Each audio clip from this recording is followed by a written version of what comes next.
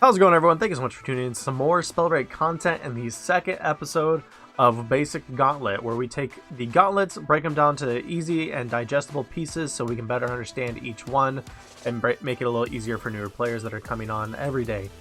So please go ahead, like, comment, subscribe, sit back, relax, and let's get to talking about Pyromancer. The Pyromancer is my favorite gauntlet. It is, as they put it, a well-balanced area control, and I couldn't agree more. It is very well-balanced and very middle road, and an excellent gauntlet for new players. The first ability is called Combust. On direct hit, you ignite your target for 2 seconds. Your fireball explosion radius increases by 200%. That's pretty good. Your damage that you're dealing is now on a bigger radius, and ignites, dealing damage over time. Firefly is an excellent maneuverability skill that you get for the second skill. You're immune to your own flame walls, and on entering your flame wall, you get to fly for 2 seconds. That's amazing. The third ability, Pyrolysis, your flame wall does an increase of 100 damage for 2 seconds. If you surprise someone with that, easy damage right there. And the last and capstone skill of Pyromancer is Conflagration. On fireball, impact explodes into 6 cinders that ignite targets. That sounds wonderful, but how is it in practice? We're going to find that out right now. Let's get in the game. Alright, first and foremost, let's look at the basic attack, the spell. A nice little fireball that travels a fairly long distance and has minimal drop rate. So it will continue rather in a straight line, maybe a little less so. I'm trying to hit that wall. So it has a little bit of drop rate at the end, but that's okay because you usually won't be using this gauntlet for this long of attacks. Your sorcery looks like this. This is the target for it. As you can see, it kind of changes as you roll over things, and I think that's pretty neat. And when you cast it, it follows that same pattern. One thing to keep in mind about this gauntlet is that the travel time really tends to matter when you're trying to get those nice kills. It's going to take some time to get used to, and if this person was moving, it would be a better representation of exactly what you can expect. With the slow-moving projectile, like the Pyromancer Fireball, gives a little bit too much wiggle room to really call nice shots. So you kind of have to put some preparation and planning in ahead to get your aim down.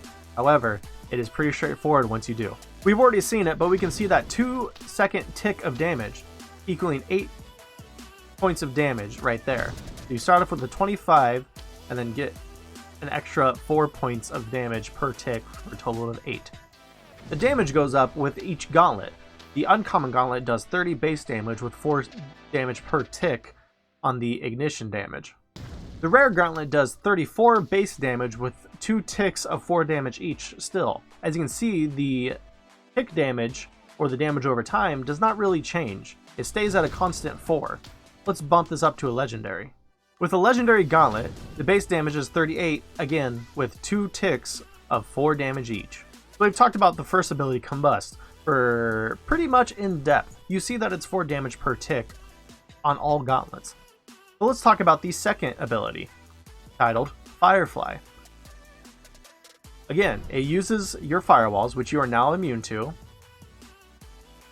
Cast it, you go through it, and you get flight. Pretty straightforward. It should go with mention that you are able to do this multiple times. You go through one way, you're able to go through the other, and so on. The best rune you should use in this scenario would be a dash or a shadow step rune, as it gives you extra mobility going into your flight. This extra mobility can be used for a lot of things, maybe getting a little bit more height, or trying to get back to your firewall so you can do it again the opposite way. Your third ability, called Pyrolysis, changes the damage output of your firewall for 2 seconds at the beginning. So let's check out the original damage before we check out Pyrolysis.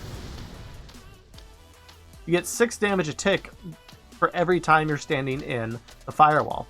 Now let's check out the Pyrolysis firewall. You'll notice a couple of things change. First of all, the damage is now doubled. As it changes from 12 to 6, you can see that much more clearly. Also, the visual of the fire has changed as well. It started blue and now it's back to red. Seeing that there is a 2-second gap from when you cast to when it turns red, an actual different fire changes, and I think that is pretty cool. The last ability is Conflagration. It changes your basic attack, which does ignite damage and just hits once, into this. A fireball that spreads outwards into 6 different locations, meaning that if anyone else was hit by that fireball, they would be taking damage and most likely ignite damage as well. One thing to keep in mind while you're playing Pyromancer is that your gauntlet can and will hurt you. If you're standing too close to your target, you can expect to take damage. Although it's a guaranteed hit, you lose a lot of life with it. The Pyromancer Gauntlet particularly pairs well with the Toxologist Gauntlet, seen in the combination Dragonfire. First you throw your Tox Cloud out, and then you ignite it, causing a large explosion of Tox and Fire, or Dragonfire. The Dragonfire combo is the easiest pull off, and it does quite a bit of damage as seen here. Over 40 damage. Another interaction that Toxologist and Pyromancer have is that the fire changes green, and this also counts as Dragonfire, dealing additional damage every tick that someone stands in it. It's important to mention that any fire source can cause Dragonfire. It puts out your wall, however it deals whopping damage. That is definitely worth it. I know it looks like it gets rid of your wall, but going back with Firefly, you can see that even with your wall gone, you can still fly.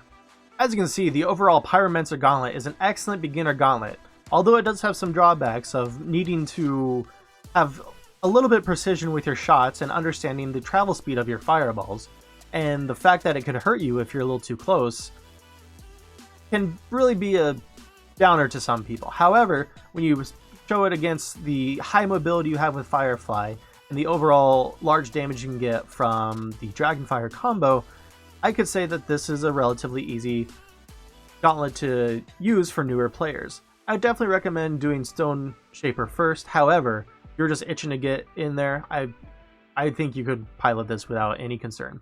So that's all I have for you. Go ahead and like, comment, subscribe. It really means a lot to me and it helps me out on the YouTube algorithm.